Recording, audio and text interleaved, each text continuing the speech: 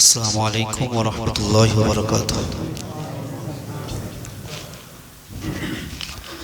আলহামদুলিল্লাহি ওয়া কাফা ওয়া সালামুন আলা ইবাদিহিল্লাযীনা ইসতাফা, আম্মা বা'দ।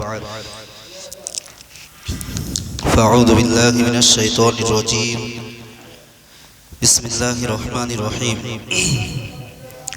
ইয়া আইয়ুহাল মুযাম্মিল কুমিল লাইলা ইল্লা কলিলা। সাদাকাল্লাহুল আযীম।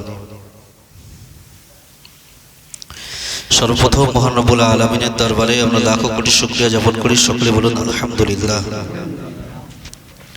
তারপরে বিশ্ব নবী, বিশ্ব নেতা, সরকারে কায়নাত প্যারা হাবিব সাল্লাল্লাহু আলাইহি ওয়াসাল্লামের প্রতি লাখো কোটি দরুদের নজরানা পেশ করি। সকলে বলুন সাল্লাল্লাহু আলাইহি ওয়াসাল্লাম।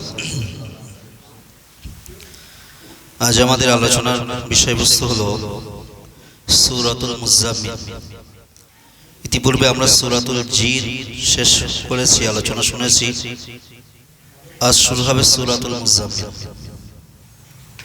কোরআনে কারিমের ধারাবাহিকতার দিকে সূরাতুল মুযাম্মিলের অবস্থান হলো ৭৩ নম্বর সূরা। এই সূরা পাঠ করার কিছু ফজিলত আছে। যদি কেউ প্রতিদিন এই সূরা পাঠ করে, আল্লাহ তার বিপদগুলোকে দূরীভূত করে দেন। দ্বিতীয় ফজিলত হলো, কেউ যদি কোনো মামলায় জড়িয়ে যায়, কেসে জড়িয়ে যায়, আর যেদিন তার কোর্টে ডাক হবে হাকিমের সামনে, সেদিন যদি হাকিমের সামনে উপস্থিত হওয়ার আগে এই সূরা পাঠ করে যায়, তো হাকিমের অন্তরে এই সূরা পাঠকারী ব্যক্তির জন্য আল্লাহ দয়া সৃষ্টি করে দেন। তৃতীয় একটি ফজিলত হলো, এই সূরা যদি কেউ প্রতিদিন ৭ বার করে পাঠ করে, আল্লাহ তার রিজিক বৃদ্ধি করেন। এবং সর্বোপরি এই সূরার সবথেকে বড় ফজিলত যেটা আমার মনে হয়েছে, আমরা যেটার জন্য সবথেকে বেশি আকাঙ্ক্ষিত থাকি, বারবার আল্লাহর কাছে দোয়া প্রার্থনা করি, সেই ফজিলত আল্লাহ সূরার মধ্যে লুকিয়ে রেখেছেন। সেটা হলো এই, যদি কেউ এই সূরা পাঠে অভ্যস্ত হয়ে যায়, সেই ব্যক্তির সাথে রাসূলের দিদার হয় স্বপ্নযোগে। সুতরাং আমরা যারা কোরআনে কারীম তেলাওয়াত করতে পারি, তাদের উচিত এই সূরা বেশি বেশি পাঠ করা। দ্বিতীয় হলো, এই সূরা এর পূর্ববর্তী সূরার সঙ্গে সম্পর্কিত কি। পূর্ববর্তী সূরায় আলোচনা হয়েছিল আল্লাহর একত্ববাদের বিষয়বস্তু নিয়ে। আল্লাহর সাথে শিরিক করা যাবে না, তিনি এক, এই সমস্ত বিষয় নিয়ে জিনদের কিছু আলোচনা তুলে ধরে আমাদেরকে বলা হয়েছিল, বা আল্লাহর একাকিত্বর উপরে বিশ্বাস বা ঈমান নিয়ে আসার জন্য সেই কুফফারদের থেকে শুরু করে আজ পর্যন্ত সমস্ত মুমিনদের বা সমস্ত কাফেরদেরকে আহ্বান করা হয়েছে যে তোমরা এক আল্লাহর প্রতি ঈমান নিয়ে আসো। আর এই সূরার ব্যাপার আলোচনা হলো এই, রাসূল করিম সাল্লাল্লাহু আলাইহি ওয়াসাল্লাম যেহেতু প্রধান ব্যক্তি, তিনি যে মানুষকে এক আল্লাহর দিকে আহ্বান করবে, সুতরাং কোন ব্যক্তিকে এক আল্লাহর দিকে আহ্বান করা একটা দিক। দ্বিতীয় আর একটা দিক হলো, যে ব্যক্তি এক আল্লাহকে মেনে নিয়েছে, তাকে আল্লাহর প্রতিটা বিধি বিধানকে যথাযথভাবে পালন করার ব্যাপারে উদ্বুদ্ধ করা। এই দুটো কাজ করার ব্যাপারে রাসূল করিম সাল্লাল্লাহু আলাইহি সাল্লামকে এই সূরায় আদেশ করা হয়েছে। পাশাপাশি আরো একটা বিষয় রাসূলকে বলা হয়েছে, দেখো এই কাজটা সহজ না, কাজটা সহজ না, অনেক কঠিন কাজ। সুতরাং এই কঠিন কাজ করতে যেয়ে বিভিন্ন সময় বিভিন্ন সমস্যার সম্মুখীন হতে হবে। সেই জায়গায় মজবুত কদম দাঁড়িয়ে থাকতে হবে, ধৈর্য ধারা হলে হবে না, বা হতাশ হলে চলবে না। আর একটা বিষয় এই সূরার মধ্যে বলেছেন রাসূল করিম সাল্লাল্লাহু আলাইহি সাল্লামকে, যে এই কঠিন কাজ করতে গেলে যে শক্তি বা যে এনার্জি দরকার, এটা কোথা থেকে যোগান দেওয়া যাবে সেই পদ্ধতিটা বলে দিয়েছে। আমি শুরুতে একটা কথা বলেছি, রাসূল করিম সাল্লাল্লাহু আলাইহি ওয়াসাল্লাম বলেন, মানুষকে আল্লাহর দিকে ডাকার ব্যাপারে তিনি সবথেকে বেশি প্রধান, তিনি সবার উপরে। কিন্তু এই কাজটা কিন্তু রাসূলের জন্য, রাসূলের সময়, শুধু রাসূলের সময়ও খাস ছিল না, ইতিপূর্বে অন্যান্য নবীদের সময় কিন্তু এই কাজটা খাস ছিল। শুধু সেই নবী থাকবে, সেই নবীকে বিশেষ এলাকায় তাকে দায়িত্ব দেওয়া হয়েছে। কিন্তু আমার আপনার নবী প্যারা হাবিব সাল্লাল্লাহু আলাইহি ওয়াসাল্লাম পৃথিবী থেকে যাওয়ার সময় এই কাজটাকে কিন্তু আম করে গিয়েছে, সকলের জন্য এই কাজটাকে ছেড়ে দিয়েছে, যে কেউ এই কাজটাকে গ্রহণ করতে পারে। কোরআনে কারীমের মধ্যে আল্লাহ বলছেন যে তোমাদের মধ্য থেকে আমি একদল মানুষ বার করব, মানুষদের মধ্য থেকে একদল মানুষ বার করব বিশেষভাবে এই জন্য যে তারা মানুষদেরকে ডাকবে, মানুষদেরকে ভালো কাজের দিকে আহ্বান করবে, খারাপ কাজ থেকে বিরত রাখবে, আর এই জন্য আমি তাদেরকে শ্রেষ্ঠত্ব দান করেছি। সুতরাং বোঝা গেল এই কাজটা কিন্তু আমাদের উপরে এখনো বাকি আছে, আমাদের দায়িত্বে আছে। তো যে কথাগুলো শেষে বললাম, রাসূল করিম সাল্লাল্লাহু আলাইহি ওয়াসাল্লামের জন্য বলা হলো যে এই কাজটা অনেক কঠিন কাজ, অতএব এই কাজটা আমাদের করতে হলে আমাদের জন্য কি সহজ হবে? বলেন, আমাদের জন্য কঠিন হবে। রাসূল করিম সাল্লাল্লাহু আলাইহি ওয়াসাল্লামকে ধৈর্য ধারণ করতে বলা হয়েছে, হতাশ হতে নিষেধ করা হয়েছে। আমাদের জন্য কি ধৈর্য ধারণ করতে হবে না হবে না? ধৈর্য ধারণ করতে হবে। আমাদের হতাশ হলে চলবে? চলবে। রাসূল করিম সাল্লাল্লাহু আলাইহি ওয়াসাল্লামকে এই কাজ করার জন্য শক্তি জোগাড় করার যে ব্যবস্থা বলা হয়েছে, সেই ব্যবস্থা আমাদেরও অবলম্বন করতে হবে তো নাকি? আমি সেটা বলছি পরে, আলোচনা আসছে পরে। তো এই সব বিষয়গুলো যেহেতু আল্লাহর একত্ববাদের আহ্বান এর আগের সূরা সূরাতুল জিনের মধ্যে দেওয়া হয়েছে, তো এই আহ্বান করতে যেয়ে আমাদের যে সমস্ত পরিস্থিতির সম্মুখীন হতে হবে, আর সেই পরিস্থিতিতে আমাদের কি কর্তব্য, কি করণীয়, কি বর্জনীয়, সে বিষয়ে এই সূরার মধ্যে আলোচনা হয়েছে। এই পর্যন্ত মোটামুটি বুঝলাম। এবার বুঝি এই সূরা কোন সময়ে কোন প্রেক্ষাপটে অবতীর্ণ হয়েছিল। সূরার নাম হলো সূরাতুল মুজাম্মিল। সূরাতুল মুজাম্মিল, মুজাম্মিল শব্দের অর্থ হলো ওই ব্যক্তি যে ব্যক্তি চাদর মুড়ি দিয়ে শুয়ে আছে, যে ব্যক্তি চাদর মুড়ি দিয়ে শুয়ে আছে বা কম্বল মুড়ি দিয়ে শুয়ে আছে কিংবা লেপ মুড়ি দিয়ে শুয়ে আছে, এমন ধরনের কিছু যেগুলো ঠান্ডা লাগলে মানুষ গায়ে ব্যবহার করে, এমন ধরনের কিছু মুড়ি দিয়ে শুয়ে থাকে যে ব্যক্তি, তাকে আরবিতে বলা হয় মুজাম্মিল।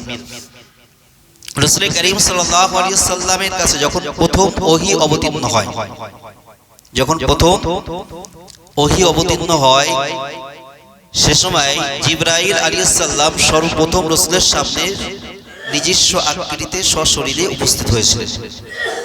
স্বাভাবিকভাবে যদি আমাদের সামনে একটা জিন তার সশরীরে উপস্থিত হয় বা একটা ফেরেশতা সশরীরে উপস্থিত হয়, দেখলে ঘাবড়াবো না? ঘাবড়াবো না?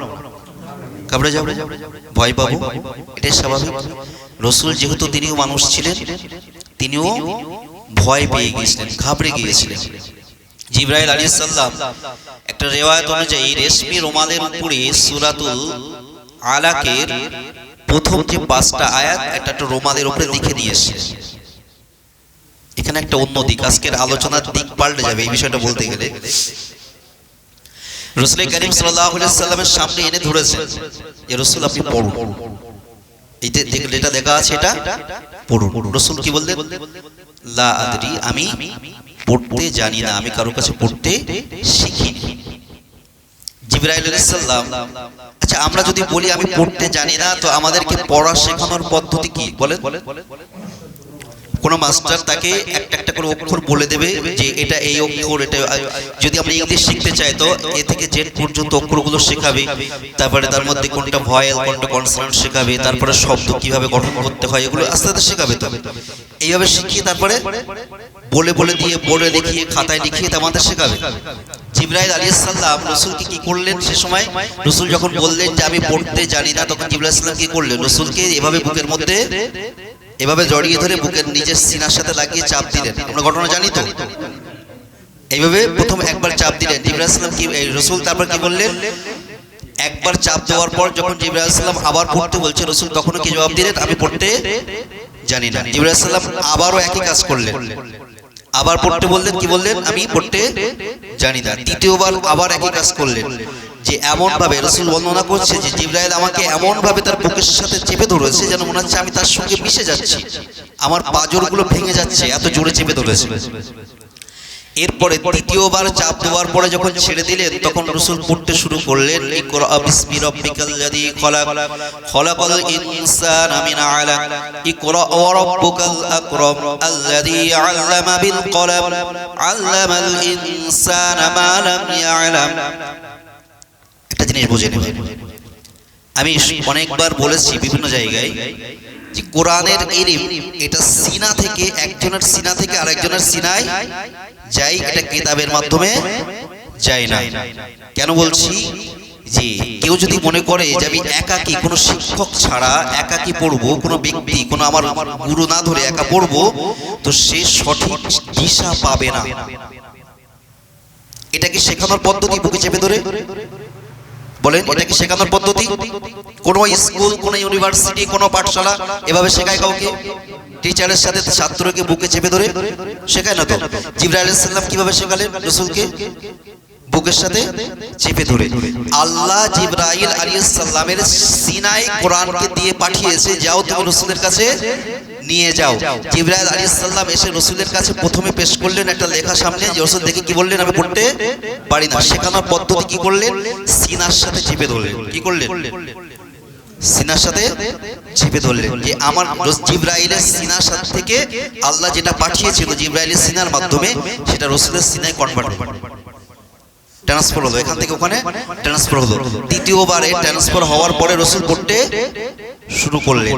বোঝা গেল একা একা মাতব্বারি করলে আপনি মাতব্বার হয়ে যাবেন। এমন মাতব্বার যে মাতব্বারের কেউ মানে সমাজে কোনো দাম নেই। একজন লাগবে আপনাকে, যার সিনা থেকে আপনার কাছে আসতে হবে। রাসূল করিম সাল্লাল্লাহু আলাইহি সাল্লাম আবু হুরায়রা রাদিয়াল্লাহু তাআলা আনহুকে একদিন বললেন, আবু হুরায়রা তুমি তোমার কোছড় পাতো। আবু হুরায়রা বলছে, আমি আমার জামার সামনের আস্তিন এভাবে ধরলাম, রাসূলের সামনে এভাবে পেতে ধরেছি। রাসূলের সিনা থেকে এভাবে হাত বুলালেন, বুলিয়ে আমার ওই কোছড়ের উপরে এভাবে ছেড়ে বুলিয়ে দিলেন। আমি কোছড়টা নিয়ে এভাবে আমার বুকের উপরে বুলিয়ে দিলাম। ফলশ্রুতিতে আবু হুরায়রার কি হয়েছে জানেন? রাসূলের কয়েক লক্ষ সাহাবার মধ্যে সবথেকে বেশি সংখ্যক হাদিস যে সাহাবা বর্ণনা করেছেন তার নাম হলো আবু হুরায়রা রাদিয়াল্লাহু তাআলা।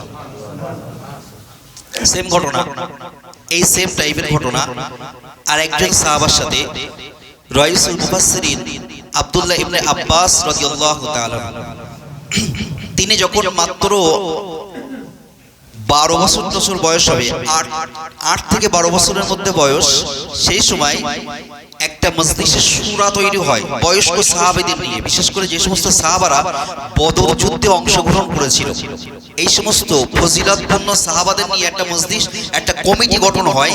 ওমর ফারুক রাদিয়াল্লাহু তাআলা আনহু তিনি ওই কমিটির মধ্যে আব্দুল্লাহ ইবনে আব্বাস এই শিশু বালককে ওই কমিটির মধ্যে নিয়েছেন। সকলে ইশকাল করছে যে এই বয়স্কদের মধ্যে শিশু বাচ্চাকে কেন নেওয়া হলো? তো ওমর ফারুক রাদিয়াল্লাহু তাআলা তিনি সকলকে বললেন, আচ্ছা তোমরা সূরাতুল কাউসারের তাফসীরটা একটু করো তো, ব্যাখ্যাটা করো তো। সকলে করলেন। ওমর ফারুক রাদিয়াল্লাহু তাআলা আব্দুল্লাহ ইবনে আব্বাসকে বললেন, ছোট্ট শিশু, যে তুমি একটু দাঁড়িয়ে সূরা কাউসারের তাফসীরটা শোনাও। আব্দুল্লাহ ইবনে আব্বাস রাদিয়াল্লাহু তাআলা এমন তাফসীর করলেন যা ওই মজলিসের বুজুর্গ সাহাবারা অবাক হয়ে গেলেন, তাদেরও জানা নেই কেন হলো এটা, কিভাবে হলো। রাসূল একদিন আব্দুল্লাহ ইবনে আব্বাস রাদিয়াল্লাহু তাআলাকে বললেন যে আব্দুল্লাহ তুমি তোমার হাত পাতো। আব্দুল্লাহ হাত পাতলেন। রাসূল সিনা থেকে হাত বুলিয়ে আব্দুল্লাহ ইবনে আব্বাস রাদিয়াল্লাহু হাতে হাত বুলিয়ে দিলেন। আব্দুল্লাহ ইবনে আব্বাস রাদিয়াল্লাহু হাতটা নিয়ে নিজের সিনায় বুলিয়ে নিলেন। ফলশ্রুতিতে কি হলো, আব্দুল্লাহ ইবনে আব্বাস মুফাসসিরদের সর্দার হয়ে গেল। তার মতো কোরআনের তাফসীর আর কেউ বুঝেনি। সিনা থেকে সিনায় আসে, সিনা থেকে সিনায় এসে সেখান থেকেই পেয়েছি। সুতরাং এটা আমাদের খেয়াল করতে হবে যে একা একা মাতব্বারি চলবে না। দ্বিতীয় বিষয়, মূল আলোচনার দিকে আসি। এই সূরাটা যেটা বলছিলাম আলোচনায় অবতীর্ণ হয়েছিল রাসূল করিম সাল্লাল্লাহু আলাইহি ওয়াসাল্লাম যখন প্রথম ওহী তার কাছে নাজির হয়েছে, হওয়ার পরে একদম হালকা এই নিচের শরীরের একদম ওই মাথাটা অল্প কমিয়ে দেন, ওপরের সাইডের নিচের এই সাইড একদম অল্প কমিয়ে দেন। বাড়িয়েছেন ওই দিক ঘোরাতেছেন, ওই দিকে বেড়েছে। তো রাসূল করিম সাল্লাল্লাহু আলাইহি ওয়াসাল্লাম ভয় পেলেন এবং এত ভয় পেলেন যে গায়ে জ্বর এসে গিয়েছে, কম্পন এসে গিয়েছে। বাড়িতে এসে আম্মাজান খাদিজাতুল কুবরা রাদিয়াল্লাহু তাআলা আনহাকে বলছেন, জাম্মিলুনি জাম্মিলুনি, আমাকে চাদর ঢেকে দাও। জাম্মিলুন মানে চাদর দিয়ে আমাকে ঢেকে দেন। এই জাম্মিলুন শব্দ থেকে এসেছে মুজাম্মিল, যে চাদর ঢেকে চাদর দিয়ে মুড়ি দিয়ে শুয়ে থাকা ব্যক্তি। তো রাসূল চাদর মুড়ি দিয়ে শুয়ে পড়লেন। রাসূল দিনের বেলা তো মেহনত করতেনই করতেন। আল্লাহ এবার রাসূলকে ডাক দিলেন, ইয়া আইয়ুহাল মুজাম্মিল, হে চাদর মুড়ি দিয়ে শুয়ে থাকা ব্যক্তি। রাসূল চাদর মুড়ি দিয়ে শুয়ে দিতে বললেন না। এখানে একটা লম্বা ঘটনা আছে। আয়েশা রাদিয়াল্লাহু খাদিজাতুল কুবরা রাদিয়াল্লাহু তাআলা আনহা তিনি রাসূলকে অনেক কথা বলে সান্ত্বনা দিয়েছিলেন। আমাদের আলোচনার বিষয় ওটা না। তো রাসূল যখন শুয়ে পড়লেন, শুয়ে পড়ার পরে এবার আল্লাহ আয়াত পাঠাচ্ছেন, ইয়া আইয়ুহাল মুজাম্মিল, হে চাদর মুড়ি দিয়ে শুয়ে থাকা ব্যক্তি, কুমিল লাইলা ইল্লা কলিলা, রাত্রে দাঁড়িয়ে যাও, রাত্রে দাঁড়িয়ে যাও, ইল্লা কলিলা, যদি কিনা হয় রাতের কিছু অংশ, রাতের কিছু অংশ হলেও দাঁড়িয়ে যাও। নিসবাহু, কিংবা অর্ধরাত্রি, রাতের অর্ধেক, রাত যদি 12 ঘন্টা হয় তো 6 ঘন্টা। আবিন কুস মিনহু কলিলা, কিংবা তাতে নিসবাহু আবিন কুস মিনহু কলিলা, কিংবা যে রাতের অর্ধেক অথবা তার থেকে কিছু কম, অর্ধেক তার থেকে কিছু কম। আউজিদ আলাইহি, কিংবা অর্ধেকের থেকে একটু বেশি, অর্ধেকের থেকে একটু বেশি। তাহলে 12 ঘন্টা রাত হলে এই তিনটে কথা বললেন, হয় অর্ধরাত, না হয় অর্ধরাতের থেকে একটু বেশি, না হয় অর্ধরাতের থেকে একটু কম। এ থেকে মুফাসসিরে কেরামরা রাতকে তিনটে ভাগ করেছে। একটা হলো 3 ভাগের, যদি কেউ সর্বাধিক রাত্রে জাগরণ করতে চায়, ইবাদত করতে চায় তো কতটা করবে সেটা বলেছেন। যেহেতু নিসবাহু আবিন কুস মিনহু কলিলা আউজিদ আলাইহি, যদি বেশি করতে চাও তাহলে ওর থেকে একটু বেশি, মানে 3 ভাগের 2 ভাগ রাত ইবাদতে কাটাতে হবে আর 1 ভাগ ঘুমাতে হবে। 3 ভাগের 2 ভাগ। আর যদি সব থেকে কম ইবাদত করতে চাও তো কতটা? 3 ভাগের 1 ভাগ ইবাদত করতে হবে, 2 ভাগ ঘুমাতে হবে। আর একটা যদি অর্ধেক অর্ধেক করতে চাও তা করতে পারো। কয়েকটা বর্ণনা হলো না, একটা বললো যে অর্ধেক, কিংবা তার থেকে বেশি, কিংবা তার থেকে কম। কেন? দাঁড়িয়ে কি করব? ওয়ারাতিলিল কুরআন তারতিলা, রাত্রে দাঁড়িয়ে কুরআনকে তারতিল সহকারে পাঠ করো। কিভাবে? তারতিল সহকারে। এই তারতিলের ব্যাখ্যা অনেক লম্বা দিয়েছে তাফসীরের কিতাবের মধ্যে, অনেক লম্বা। সমস্ত ব্যাখ্যাকে একত্রিত করে যে জায়গাটা আসে, যে ফলাফল বার হয়, সেটা হলো এই কোরআনের একটা হক আছে। হক কি? যে অক্ষরটা যেভাবে উচ্চারণ করতে হয় এটা তার হক। মনে করেন বা, এই বা অক্ষর উচ্চারণ করতে গেলে আপনার ঠোঁটের যে শুকনো অংশ বা, এই যে দুটো শুকনো অংশ আছে, এই শুকনো অংশের সাথে লাগিয়ে তারপর অক্ষরটাকে উচ্চারণ করতে হয়। এই জায়গা থেকে লাগিয়ে যদি আপনি অক্ষরটা উচ্চারণ করেন তো অক্ষরের হক আদায় হবে, যদি না করেন তো হক আদায় হবে না। এবং বা অক্ষরের আরো কিছু সিফাত আছে। এই যেটা প্রথম বললাম যে জায়গা থেকে উচ্চারণ হয়, এটা হলো এর মাখরাজ, বার হওয়ার জায়গা। কিছু সিফাত আছে, কিছু বৈশিষ্ট্য আছে। বা শব্দের মধ্যে একটা জিনিস থাকবে, সেটা হলো অক্ষরটা শক্ত হবে, আওয়াজটা একটু শক্ত হবে, আওয়াজটা শক্ত হবে, নরম হবে না। অতএব এটা হলো বায়ের একটা বৈশিষ্ট্য, একটা গুণ। এইগুলো আদায় করে, যথাযথভাবে আদায় করে পাঠ করা, এটাকে বলা হয় তার হক আদায় করা। তো এই হক আদায় করতে হবে। আর একটা দিক আমাদের খেয়াল রাখতে হবে, কোরআনে কারীম তেলাওয়াত করব এমন ভাবে যে তেলাওয়াত শুনলে মানুষের শুনতে মন চায়, যে তেলাওয়াত শুনলে মানুষের শুনতে মন চায়। সুতরাং অতএব আল্লাহ যার কণ্ঠ যেমন দিয়েছে, সকলের কণ্ঠ তো এক দেয়নি, দিয়েছে কি? এই কণ্ঠস্বর আল্লাহ দেওয়া নিয়ামত, আল্লাহ সকলকে একরকম দেন না। কেননা সকলের যদি কণ্ঠস্বর একরকম হয়, তো বাইরে থেকে বড় ছেলে ডাকছে না মেজে ছেলে ডাকছে, স্বামী ডাকছে না ছেলে ডাকছে, বুঝতে পারবে? বলেন, এটা একটা নিয়ামত। প্রত্যেকের কণ্ঠস্বর যে আল্লাহ আলাদা দিয়েছে, এই কণ্ঠস্বর থেকে আমরা বুঝতে পারি যে অমুক ব্যক্তি আমাকে ডাক দিয়েছে। এমনকি অনেক প্রত্যেক মানুষের চলার ধরনও প্রায় আলাদা। কেউ পাশ দিয়ে হেঁটে গেলে, আমরা যাদেরকে খুব ভালো গভীরভাবে চিনি, আমরা ঘরের মধ্যে আছি আর বাইরে দিয়ে হেঁটে গিয়েছে, তো হাঁটার শব্দ শুনেও বুঝতে পারি এটা অমুক ব্যক্তি যাচ্ছে, তাই না? বোঝা যায় না? বোঝা যায়। অতএব এটাও প্রত্যেকের ধরন আলাদা। আল্লাহ পাক রব্বুল আলামিন এত কোটি কোটি মানুষ সৃষ্টি করেছে, প্রত্যেকের মধ্যে এই আলাদা আলাদা বৈশিষ্ট্য দিয়েছে। সেই রব্বুল আলামিনের দিকে মাথা নত করতে আমাদের লজ্জা লাগার কথা নাকি? তো আল্লাহ বলছে রাত্রিতে এমন সুরালো কণ্ঠে, যার কণ্ঠস্বর যত মধুর সে তত মধুর সুরে কোরআনকে, কোরআনের হক আদায় করে রাত্রিতে তেলাওয়াত করবে। কতটা? হয় 3 ভাগের 1 ভাগ রাত্রি দাঁড়িয়ে, অন্যথায় রাতের অর্ধেক দাঁড়িয়ে, কিংবা রাতের 3 ভাগের 2 ভাগ রাত দাঁড়িয়ে দাঁড়িয়ে কোরআনে কারীমের তেলাওয়াত করো। কেন করবে? যে এজন্য করবে, এর ফজিলত বলছে ইন্না সানুলকি আলাইকা কওলান সাকিলা, আমি তোমার উপরে একটা বড় গুরুভার এবং ভারী জিনিস অবতীর্ণ করেছি। এই ভারী জিনিসটা বহন করতে গেলে তোমার যে শক্তি দরকার, তোমার যে ফুয়েল দরকার, এটা জোগাড় হবে রাত্রিরে নামাজের মধ্যে দাঁড়াতে। আমি মানুষকে ভালো কাজের দিকে আহ্বান করব, সে আমাকে বাজে কথা বলবে, সে আমাকে কটু কথা বলবে, সে আমার দিকে চোখ রাঙাবে, সে আমাকে মারতে আসবে। আমি একটা মানুষকে খারাপ কাজ থেকে ফেরানোর চেষ্টা করব, সে আমাকে আমার নিয়ে অনেক বাজে বাজে মন্তব্য করবে। এই পরিস্থিতিতে আপনাকে ধৈর্য ধারণ করতে হবে। এই ধৈর্য শক্তি আপনার আসবে কোথা থেকে? যদি রাত্রে দাঁড়িয়ে নামাজ পড়েন। রাত্রের নামাজ না পড়লে আপনার এই শক্তি আসবে না। একটা গাড়ি চলছে রাস্তায়, খুব দ্রুত তাকে পৌঁছাতে হবে দিল্লিতে। এখন সে যদি মনে করে আমি রাতে এই কোনো পাম্পে দাঁড়াবো না, তেল লোড করবো না, চলবে? দূরত্ব পৌঁছাতে পারবে? যে আমি পাম্পে দাঁড়িয়ে তেল নিতে গেলে আমার 10 মিনিট নষ্ট হবে, অতএব দাঁড়াবো না, এই চিন্তা করলে পৌঁছাতে পারবে দিল্লিতে? যদি এমন জায়গায় যে তেল ফুরিয়ে যায়, যেখান থেকে 50 কিলোমিটার মধ্যে কোনো পাম্প নেই, এমন ধরনের হাই রোডগুলোতে হতে পারে, তো তখন কি হবে? সেই জায়গায় দাঁড়িয়ে যেতে হবে। তো আপনার চলতে গেলে আপনার যে এনার্জি দরকার, আপনার যে শক্তি দরকার, সেই শক্তি জোগাড় হবে আপনার রাতের নামাজের মাধ্যমে, রাতে কোরআন তেলাওয়াতের মাধ্যমে। আর কেন হবে? এই যে ঠান্ডার রাত, কার মন চায় না যে আমি একটু কম্বলের নিচে, লেপের নিচে শুয়ে থাকবো? এমন কোন ব্যক্তি আছে যার মন চায় না?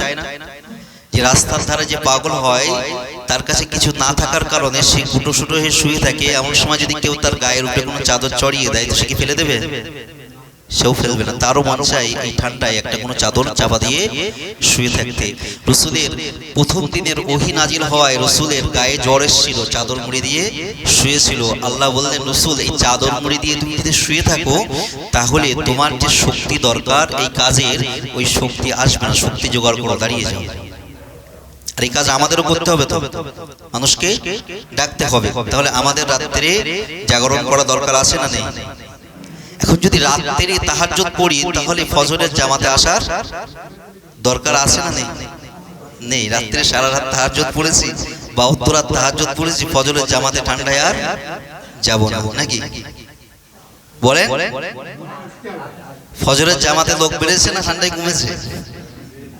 হ্যাঁ, লোক বেড়েছে ঠান্ডা। মাশাআল্লাহ, আল্লাহ কবুল করুক সকলকে, যারা আসছে তাদেরকে কবুল করুক, যারা আসতে পারছে না আল্লাহ তাদের আসার শক্তি দান করুক। সকলে বলুন আল্লাহু আমিন। তো আমাদেরকে রাতে দাঁড়িয়ে কি করতে হবে? কোরআনে কারীমের তেলাওয়াত করতে হবে। এখন অনেক মানুষের কাছ থেকে বা অধিকাংশ মানুষের কাছ থেকে একটা অভিযোগ আসবে, আমি তো কোরআন তেলাওয়াত করতে পারি না, তো অর্ধরাত দাঁড়িয়ে কিভাবে কোরআন তেলাওয়াত করব? আমার তো আমার সঞ্চয় ওই সূরা ফিল থেকে নাস পর্যন্ত 10টা সূরা, আমার সঞ্চয় ওই সূরা ইখলাস, সূরা কাউসার, সূরা ফিল আর ওই সূরা নাস ফালাক, 5টা সূরা। আমি সারা রাত দাঁড়িয়ে বা অর্ধরাত দাঁড়িয়ে বা রাতের 3 ভাগের 1 ভাগ দাঁড়িয়ে কিভাবে কোরআন কারীমের তেলাওয়াত করব? তাই না? এই 5টা সূরা পড়তে যদি খুব সুন্দরভাবে তেলাওয়াত করি, তাও সবথেকে বেশি সময় যদি লাগে তো 10 মিনিট লাগবে নাকি? তাহলে যদি এই 5টা সূরা প্রথম রাকাতে আবার দ্বিতীয় রাকাতেও 5টা সূরা, তো 10 20 মিনিট রুকু সেজদা সবকিছু কমপ্লিট করে 25 মিনিট হলো। তো 25 মিনিটে তার 3 ভাগের 1 ভাগ হচ্ছে না, তাহলে আমি কিভাবে করব? তাই তো নাকি? এই অভিযোগ আছে তো? এই অভিযোগ আছে। এর সমাধান দুটো। সমাধান কটা বললাম? দুটো। 1 নম্বর সমাধান, আপনি কোরআনে কারীমের তেলাওয়াত শিখুন। এটা উত্তম সমাধান। এটা উত্তম সমাধান। আপনি কোরআনে কারীমের তেলাওয়াত শিখুন। শিখলে যেমন রাত্রিরে দাঁড়িয়ে আপনি আপনার শক্তি জোগাড় করতে পারবেন, তেমন পাশাপাশি আপনার মর্যাদা বৃদ্ধি হবে, দুনিয়াতেও হবে, জান্নাতেও হবে। কোথায়? জান্নাতে। এখন অনেকের আবার এমন ধরনের রোগ আছে যে জান্নাতে আমার বিশেষ কোনো মর্যাদার দরকার নেই, জান্নাতে আমার বিশাল নাজ নেয়ামত দরকার নেই, কোনো এক কোণার দিকে একটা ঘর দিলেই চলবে। এমন কথা অনেকে বলে না যে জান্নাতে, আমি শুনেছি, আমার কাছে অনেকবার বলেছে কথা যে আমার জান্নাতে বিশাল এই 7টা 10টা পৃথিবীর মতো জান্নাত দরকার নেই, আমার এরকম একটা ছোট্ট একটা ঘর দিলেই জান্নাতের মধ্যে চলবে, জাহান্নামে না দিয়ে। আচ্ছা দেখেন, দুনিয়াতে মানুষ এত পরিশ্রম, এত পড়াশুনো, এত মেধা জোগাড়, এত টাকা পয়সা, অর্থ উপার্জন, বিশাল বালাখানা, গাড়ি বাড়ি কি জন্য করছে? সম্মানের জন্য না দুনিয়াতে বেঁচে থাকার জন্য? মূল বিষয় কি বলেন তো? মূল বিষয় সম্মান। যদি কোনো একটা ব্যক্তি সসম্মানে সমাজে বাস করছে, বিশাল সম্মান না, সমাজের একদম লিডার না, সে সব থেকে সম্মানী ব্যক্তি না, এটা সাধারণ সম্মানী, সাধারণ মানুষ, এমন একজন ব্যক্তি যদি কোনো একটা এমন ভুল কাজ করে ফেলে কিংবা কাজ করেনি, তার উপরে অপবাদ এসছে, এমন একটা বাজে অপবাদ যার কারণে সে সমাজে মুখ দেখাতে পারছে না, এমন পরিস্থিতি হলে ওই ব্যক্তি কি স্বাভাবিকভাবে বাস করে? না, তার অবস্থা অস্বাভাবিক হয়ে যায়।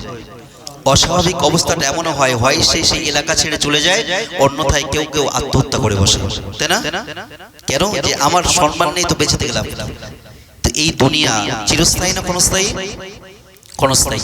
এই ক্ষণস্থায়ী দুনিয়াতে মানুষের সম্মান চলে গেলে যদি মানুষ আত্মহত্যা করে, এই ক্ষণস্থায়ী দুনিয়াতে মানুষের যদি সম্মানের এত প্রয়োজন থাকে, এত গুরুত্ব থাকে, তা ওই বিশাল চিরস্থায়ী জীবন জান্নাতের জন্য আপনার সম্মানের দরকার নেই?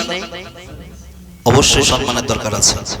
এবং বলা হয়েছে জান্নাতীরা জান্নাতের মধ্যে একটা বিষয় নিয়ে আফসোস করবে, সেটা হলো এই আফসোস ছাড়া তাদের আর দ্বিতীয় কোনো আফসোস থাকবে না, দ্বিতীয় কোনো ব্যথা, কোনো কষ্ট তাদের অন্তরে থাকবে না। একটাই কষ্ট, একটাই আফসোস, সেটা হলো এই যে দুনিয়াতে যে সময়গুলো সে কোনো ইবাদত না করে কাটিয়েছে, সেই ইবাদত না করে কাটানোর সময়গুলোর জন্য তার আফসোস হবে।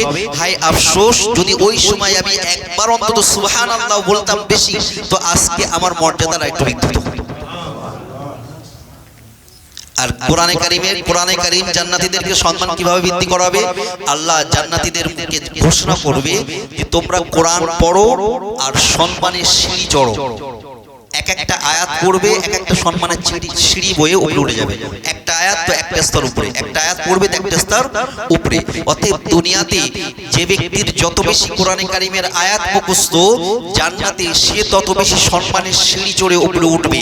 অতএব আমরা যদি জান্নাতে সম্মানের সিঁড়ি বাড়িয়ে নিতে চাই, তো দুনিয়াতে সবথেকে সহজ পদ্ধতি হলো কোরআনে কারীমের আয়াত মুখস্থ করা। কুল হু আল্লাহু আহাদ, একটা আয়াত, এটা জান্নাতে পড়বো, তোমার একটা সম্মান বৃদ্ধি হয়ে যাবে। আলিফ লাম মিম, একটা আয়াত, একটা স্তর বৃদ্ধি হলো। যালিকাল কিতাবু লা রাইবা ফীহি হুদাল লিল মুত্তাকিন, আর একটা সম্মান বৃদ্ধি হলো। এভাবে একটা একটা করে আয়াত পড়বে আর একটা করে সম্মান বৃদ্ধি থাকবে। এভাবে 6236টা মতান্তরে কেউ 6666টা বলেছে, এটা যদিও দুর্বল, কিন্তু 6236টা আয়াত পাঠ করবে আর তার স্তর 6236টা মর্যাদার স্তরের উপরে উঠে যাবে সে। যদি কারোর কম থাকে তো সে কম পাবে, যার বেশি থাকবে সে বেশি পাবে। তাহলে কি বললাম, একটা সমাধান যে আপনি প্রতিদিন একটা করে আয়াত মুখস্থ করুন বা কোরআনে কারিমে তেলাওয়াত শিখুন। দ্বিতীয় সমাধান সেটা যে আপনি চাইলে নামাজের মধ্যে নফল নামাজে এক রাকাতে যে কোনো একটা সূরা যতবার খুশি তেলাওয়াত করতে পারেন, কোনো সমস্যা নেই। তো আপনি দাঁড়িয়ে 2 ঘন্টা সূরা ইখলাস পাঠ করুন একটা নামাজে এক রাকাতে। এভাবে আপনার নামাজকে লম্বা করুন। আল্লাহ পাক রব্বুল আলামিন আমাদের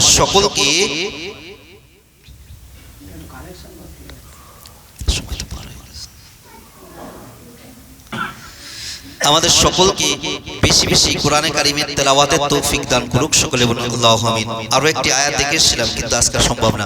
আল্লাহ পাক রব্বুল আলামিন সকলকে কবুল করুক। এই পর্যন্ত থাক, আজান দিন।